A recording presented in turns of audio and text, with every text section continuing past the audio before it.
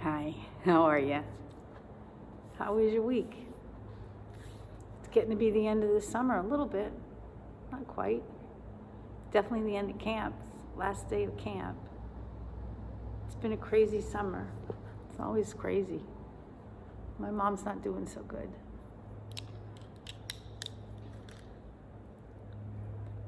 My mom's been living on her own her whole life almost. And I don't know, a couple months ago, I don't think she was taking care of herself as much as I thought she was. And I should have realized. And she started having some physical stuff going on and emotional, mental stuff going on. And she fell. We had to take her. She fell a couple times. And by the time she did it a couple times, we had to take her to the hospital. My brother took her to the emergency room. And they do say, when you get older, once you fall, it's kind of a sign that you're not going to be here a whole lot longer. So Mom's gone through all of this stuff, getting ready to go be with Kyle. And now she's in a place, and she's under hospice care, and she can relax, and whatever is going to happen will happen. But it's hard because I think she doesn't want to be here anymore. I think she wants to be up in heaven with her family, with her granddaughter, and her brothers, and her parents, and her sister. She wants to be there with them. And I see signs of it, things that I think are signs that she's ready to go. So I kind of looked it up on Google, and what happens between the time that you're alive, and I don't mean alive your whole life, I just mean alive toward the end of your life, alive, between being alive and passing away. And so I found some information. In the months before you die, you don't want to eat so much, and you're sleeping more, and you're not really interested in people. You have a lot more pain. You might be more susceptible to infections and a little bit of weight loss. So Mom's pretty much hitting all those check marks. And in the weeks, when you get a little closer, sleeping more, which she's doing, not eating at all, which she's doing, restlessness, moving around. And then a couple days before, you can see the body starting to shut down, fluctuations in blood pressure, not being able to swallow, not being able to stay conscious for very long. And then they have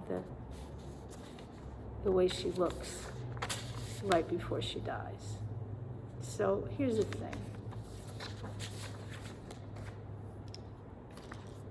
She's hitting all those check marks. And when God is ready for her to come up, she will. And it's going to be hard, but she wanted to go. It's not the same as it was with my 32-year-old daughter. It's different. This is more her time, what she wanted. She wanted to do this. She told me, how come I'm still here? I don't want to still be here anymore. I'm like, Mom, when it's time, you're going to go. You can be where you need to be. And that's the thing. God has given it to her, the time to be with her family, but also knowing that she's ready to go. In Ecclesiastes, in chapter 3, verse 2, there is a time to be born and a time to die. So God's not saying dying is bad. God's not saying you need to do your best to stay alive. He's saying there's a time for one, there's a time for another. And Mom did the time for a living. She lived a great life. She has 3 children. She has 2, 4, 5 grandchildren. And she has 4 great-grandchildren. And the 4 great-grandchildren are all girls. Mom worked for the state of New Jersey to make sure that the gaming enforcement in the state of New Jersey, meaning Atlantic City, was safe for people to be there. She helped people with their taxes. She worked for H&R Block. Mom worked for Rutgers University. She got her master's degree at the same time I got my bachelor's. No, she got a bachelor's degree same time I got my bachelor's degree. She went to school with 3 kids, 2 or 3 jobs. She did that. And she became part of a group of people that help other people with addictions and made an incredible impact on these people. My mother was not perfect. She had a hard time with raising children. It's hard to raise children. She had family that was very far away, so she didn't get to see them very often. But she did the best that she could. And she got to the point where she knew she did a good job. I'm proud of her. And I'm glad that she got to be the person that she became, that she got to grow up. I miss that person because that person's deep inside, probably up there in heaven right now. But I'm glad she got to get to that point.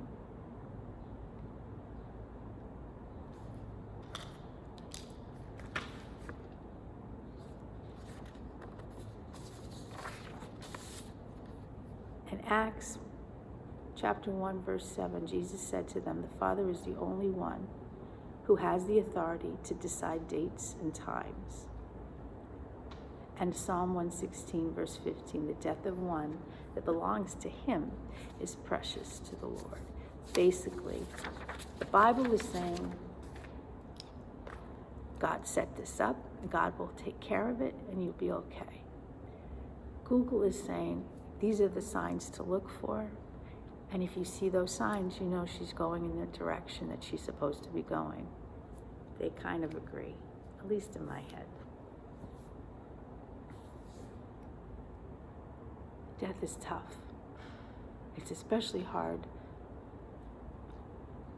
when it's somebody that you didn't expect would happen, but it's also hard even when you know it's the right thing, because you're going to miss them, and you're going to miss the time that you had with them when it was like 10 years ago or 20 years ago, but you're also going to miss seeing them now. But I know she's in the right place. I know she's going to be up there where she's supposed to be because she did a lot of good. I learned a lot from her. And not the least of which is a little bit of strength. There's a song. There's always a song. It's called "Keep Me in Your Heart," and it's written by Warren Zevon. The shadows are falling, and I'm running out of breath. So keep me in your heart for a while. If I leave you, it doesn't mean I love you any less. Just keep me in your heart for a while. When you get up in the morning and you see that crazy sun, keep me in your heart. There's a train leaving nightly called "When All Is Said and Done," and keep me in your heart for a while. Sometimes when you're doing simple things around the house, maybe you'll think of me and smile. You know, I'm tied to you like the buttons on your blouse. Hold me in your thoughts. Take me to your dreams. Touch me as I fall into view. When the winter comes, keep the fires lit, and I will be right next to you. Engine drivers headed north to pleasant streams. These wheels keep turning, but they're running out of steam. Keep me in your heart for a while.